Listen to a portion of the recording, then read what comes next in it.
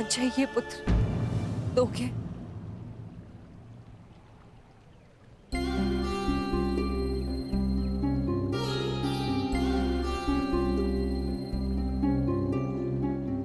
सुना है,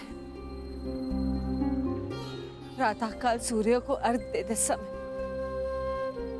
यदि तुमसे कोई कुछ भी मांगे तो तुम कभी मना नहीं करते, उसकी इच्छा पूरी करते हो। इसलिए मैं भी कुछ मांगने तुम्हारे समक्ष आई हूं कि इस दुर्भाग्यशाली माता को क्षमादान दे पाओगे पुत्र?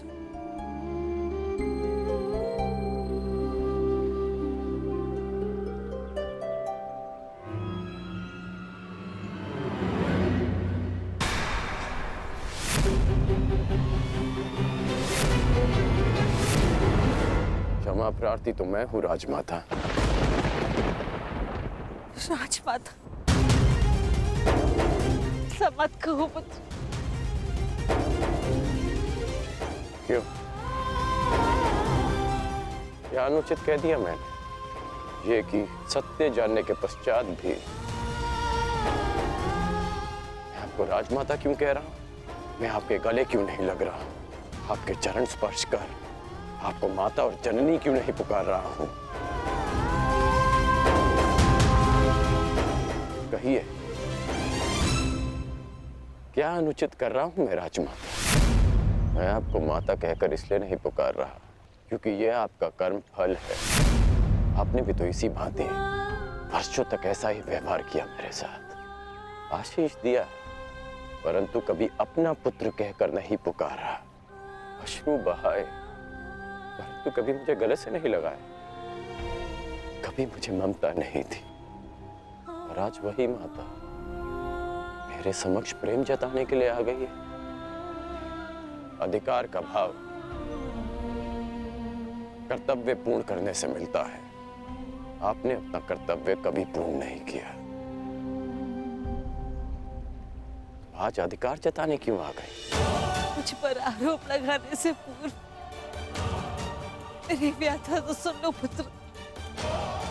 मैं विवश थी जब तुम्हारा जन्म हुआ, मैं अविवाहित थी पुत्र। क्या करती मैं, मुझे तुम्हें त्यागना पड़ा। विश्वास मानो पुत्र,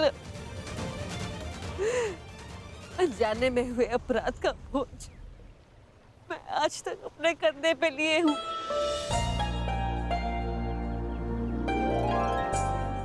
आपने अपनी व्यथा तो कह दी, परंतु मेरा क्या दोष था?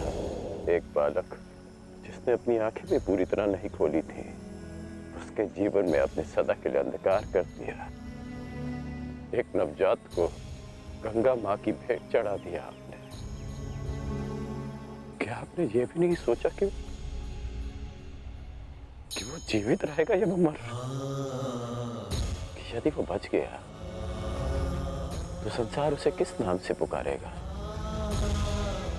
समाज उसे कितने ताने देगा कि उसका जीवन जीते जी नरक बन जाए?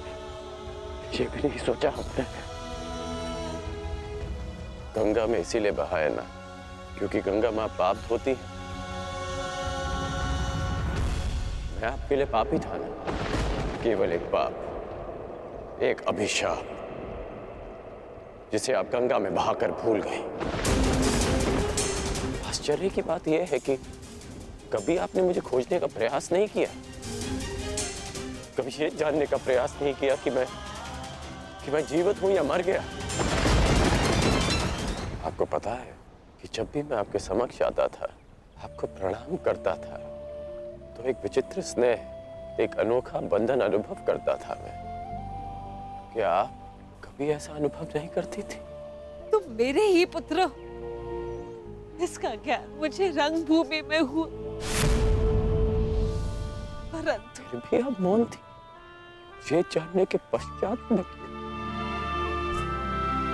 आप समझा कि तब आपके समक्ष एक और प्रश्न आकर खड़ा हो गया कि युवराज पद की होड़ में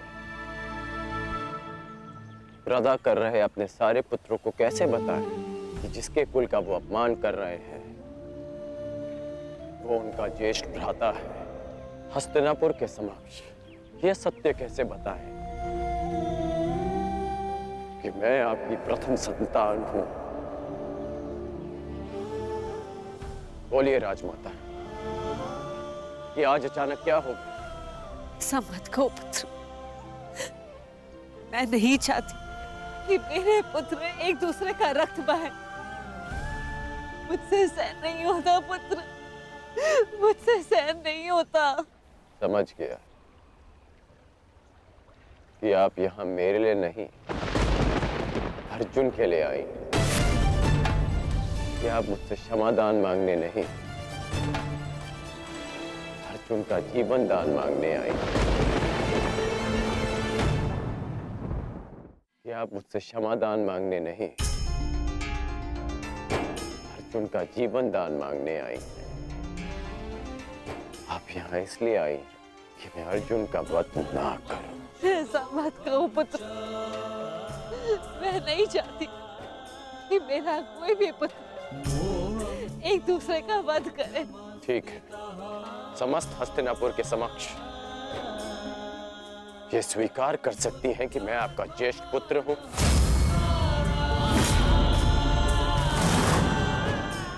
पता था मुझे कि कोई उत्तर नहीं मिलेगा। मेरे जीवन पर अनेक बार संकट आया, तब आपकी ममता नहीं जागी। परंतु आज जब अर्जुन के जीवन पर संकट आया, तब आप अपनी लज्जा, अपना सम्मान सब भूलकर मेरे पास आ गए।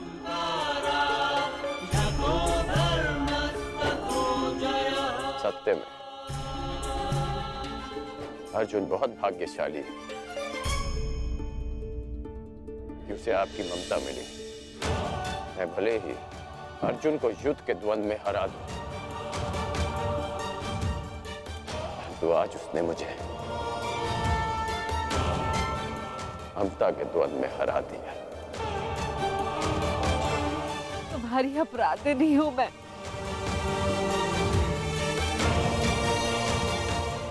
इस अपराध बोध को और मत बढ़ाओ। इस युद्ध में भाग मत लो पुत्र। अपने अनुजों से युद्ध मत लड़ो पुत्र। बस एक बार कह दो कि तुम मेरे पुत्र हो कर्ण। हाँ,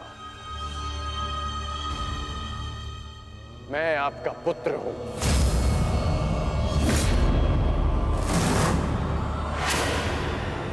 किंतु आप मेरी माता नहीं।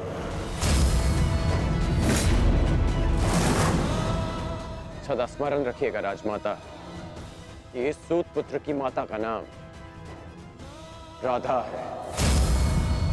मैंने अवश्य कौन्तेय बनकर जन्म लिया, परंतु संसार मुझे सदा राधे कर्ण के नाम से जानेगा। मैं सूर्य पुत्र कर्ण हूं, किंतु मेरे पिता का नाम अधिरथ है। मुझे स्वयं को सूर्य पुत्र के स्थान पर सूत पुत्र कहने में अधिक गर्व अनुभव होगा।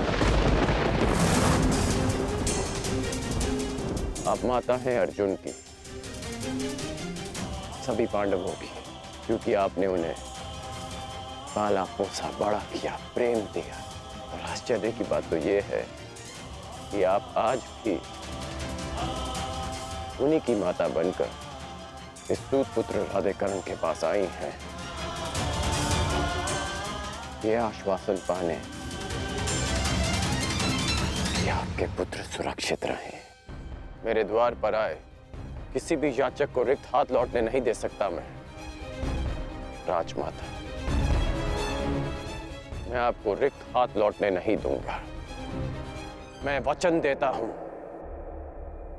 कि इस महाभारत के पश्चात आपके 5 पुत्र जीवित रहेंगे, केवल 5। यदि अर्जुन ने मेरा वध किया तो भी, और मैंने अर्जुन का वध किया तो भी। यदि अर्जुन मेरे हाथों वीर गति पाता है तो मैं सब कुछ छोड़कर आपके पास आ जाऊंगा। मैं वचन देता हूं कि अर्जुन के अतिरिक्त आपके किसी पुत्र का वध नहीं करूंगा मैं।